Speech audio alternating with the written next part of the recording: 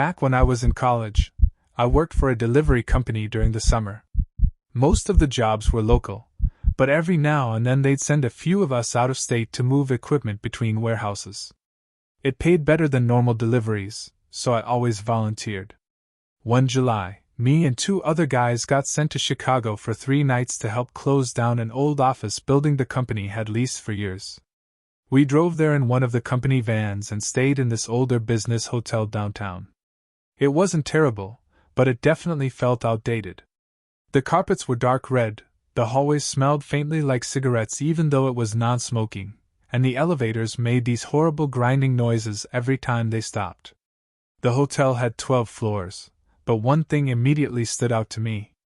The button for the 11th floor had one of those plastic lock covers over it so guests couldn't press it. At first I assumed it was under renovation. The first night there was normal. We worked all day, got deep dish pizza at some place near the river, then came back exhausted. Around 1 in the morning, I woke up because I heard the elevator opening over and over. My room was close to it, so every time the doors opened I could hear the ding through the wall. Ding. A few seconds pass. Doors close. Then another ding. It kept happening. I checked my phone thinking maybe people were coming back from bars, but it was almost 3 a.m. Eventually curiosity got the better of me and I looked through the peephole. The hallway was empty, but I could still hear the elevator opening. I watched the elevator doors slide open twice with nobody inside either time. Then on the third time, a man stepped out wearing what looked like hotel maintenance clothes. He was pushing a laundry cart, except the cart was covered completely by a gray sheet. He rolled it slowly down the hallway until he stopped near room 1009. Then he just stood there. Not knocking. Not moving. Just standing beside the door with one hand on the cart. I watched him for maybe 30 seconds before stepping away from the peephole because the whole thing felt wrong. I remember getting this pressure in my chest like I suddenly needed to lock the door again even though it was already locked. The next morning, I mentioned it casually to one of the other guys during breakfast. He laughed and told me he heard the elevator all night too. Then he mentioned something weird. Around 4 a.m., he had gone downstairs to buy something from the vending machine and saw the elevator stop briefly on the 11th floor. That freaked me out immediately because guests weren't supposed to access that floor. That night I started paying more attention. When we came back from work around 8 p.m., I noticed 2 police officers standing near the front desk talking quietly with the manager. Nobody seemed panicked, but the mood in the lobby felt tense. Around midnight, I heard the elevator again. This time I immediately checked the peephole. Same maintenance guy. Same cart. Except now the gray sheet covering the cart had dark wet spots near the bottom. I remember staring at it trying to convince myself it was spilled detergent or dirty laundry water. The guy rolled the cart straight toward the elevator and disappeared inside.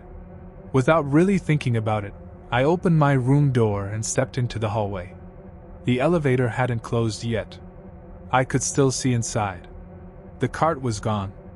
Only the maintenance guy remained standing there staring forward. Then the doors shut. A few seconds later, I heard the elevator moving upward. Not downward. Up. Toward the locked floor. I barely slept after that. The next morning there were police everywhere outside the hotel entrance.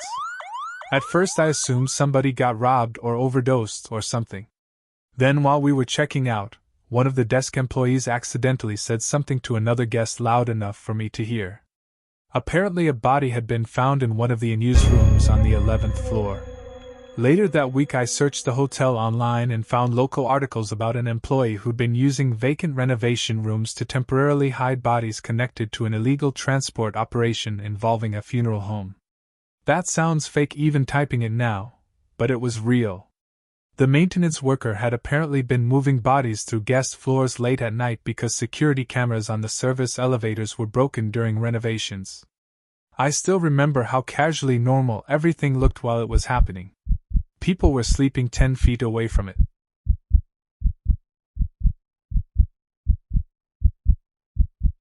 This happened when I was 21, during a road trip I took with my cousin after my uncle passed away.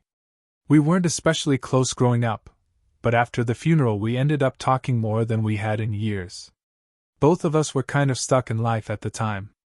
I had recently dropped out of community college because I couldn't afford tuition anymore, and he had just gotten out of a relationship that completely wrecked him. A few days after the funeral, he randomly suggested we drive down to Nashville for a weekend just to get out of town. The hotel we booked was one of those older places near the interstate that had clearly been renovated multiple times over the years. The lobby looked modern, but the hallways still had old yellow lighting and uneven floors that creaked when people walked past. The place mostly catered to travelers passing through for a night or two. Truckers, families, construction workers. There was a Waffle House across the parking lot that stayed packed until like 2 in the morning. We checked in late after driving almost 8 hours straight. The first thing I noticed in the room was the connecting door. Not the main hallway door. The extra door between our room and the neighboring room. Hotels always make those doors feel weird to me. Even when they're locked, they never feel fully private. My cousin joked about it when we first got there because you could hear the TV from the other side almost perfectly. Some older guy was apparently watching a baseball game really loudly. The first night was normal. The second night wasn't. We got back around midnight after spending most of the evening downtown listening to live music and eating hot chicken at some crowded place near Broadway. My cousin passed out almost immediately, but I stayed awake scrolling on my phone. That was when I heard the first sound from the connecting door. Not knocking. More like the sound of somebody gently touching the handle. I looked over immediately. The handle moved slightly downward, then stopped. At first I honestly assumed the person in the other room accidentally grabbed the wrong door in the dark. A few minutes later it happened again. This time slower. The handle pressed down fully, like someone was actually testing whether the door was locked. I stared at it for probably 20 seconds waiting for another sound, but nothing happened after that. I eventually fell asleep around 3 a.m. The next morning my cousin mentioned hearing movement during the night too. He thought somebody was trying to open the door, but neither of us really treated it seriously yet. That changed later that evening. We came back from dinner and immediately noticed the connecting door was cracked open slightly. Only an inch maybe. But it was definitely open. I know for a fact we left it shut because I specifically checked the lock before leaving earlier that day. My cousin walked over and pushed it closed immediately. The second he did, somebody pushed lightly from the other side. Not hard. Just enough pressure to let us know somebody was standing there. We both froze instantly. Nobody spoke through the door. Nobody knocked. The pressure disappeared after maybe 5 seconds. Neither of us moved for a while after that. My cousin eventually called the front desk and explained what happened. About 10 minutes later, maintenance came upstairs and checked both rooms. That's when we found out the room next to ours was supposed to be empty. According to the front desk, nobody had checked into it for at least 2 days because the air conditioning unit was broken. Security unlocked the neighboring room while we stood in the hallway watching. The room looked mostly empty at first glance. Then security noticed the bathroom floor. There were blankets piled inside the bathtub. Food containers on the counter. Phone chargers plugged into the wall. Someone had clearly been staying there illegally. The window near the parking lot was unlocked too. Police came later and searched the property. Apparently a homeless man had been sneaking into unused hotel rooms through maintenance access doors for weeks without staff realizing it. He would stay in vacant rooms overnight and move whenever guests got placed nearby. The reason he kept trying the connecting door was because occupied rooms had better air conditioning, working televisions, and sometimes food left out. Security eventually found him hiding inside a laundry room near the first floor. What stayed with me afterward wasn't really the danger of it. It was the realization that while we were sleeping, there had been somebody standing silently on the other side of that thin door listening to us breathe and waiting to see if the lock would give. Even now, any time I stay in a hotel room with a connecting door, I shove furniture against it before going to sleep.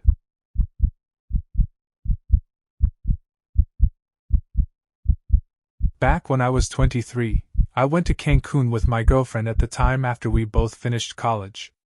We definitely couldn't afford it. The whole trip went on credit cards because we were convinced adulthood was about to magically start working out for us. Looking back, we were basically pretending to be richer than we actually were. The resort itself was beautiful during the day. White stone walkways, huge pools, live music near the bars every night. But once it got late, certain parts of the property became almost completely empty. Especially near the older guest buildings farther from the beach. Our room was in one of those older sections. The first weird thing happened on the second night. We came back from downtown around midnight and found our room door slightly open. Nothing looked stolen inside. But our suitcases had clearly been searched through. At first we blamed housekeeping or maybe ourselves for forgetting the latch. Then it happened again the next afternoon. This time my girlfriend's makeup bag had been dumped onto the bathroom counter. Her passport holder had been opened too.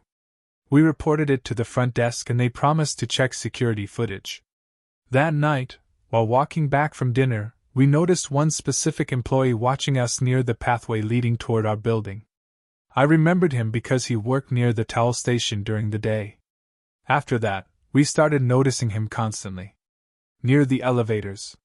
Near the pool. Standing near our building smoking at night. The entire situation started getting under my skin. I stopped leaving valuables in the room and kept my wallet on me constantly. Then on the fourth night, I woke up around 2 a.m. because my girlfriend grabbed my arm suddenly. Someone was inside our room. Not hiding it either. We could hear drawers opening slowly near the television stand. The room was dark except for faint blue light from outside the curtains. For a few seconds neither of us moved because our brains genuinely couldn't process what was happening. Then the person ran. The sliding balcony door slammed open and shut violently. By the time I reached the balcony, whoever it was had already climbed down onto the lower level using the maintenance ladders attached beside the building. Security arrived eventually and searched the property. They found muddy shoeprints on our balcony railing and discovered several guest rooms in the same building had similar reports over previous months. A few days after we got home, the resort contacted us asking if we'd return to provide statements. Turns out multiple employees had been working together stealing passports, cash, and credit card information from intoxicated tourists staying in isolated sections of the property. One of the arrested employees was the same towel station worker we kept noticing. Apparently they specifically targeted younger tourists because they assumed they'd be drunk enough not to notice missing cash immediately. What still freaks me out is how comfortable that person sounded moving around our room in the dark.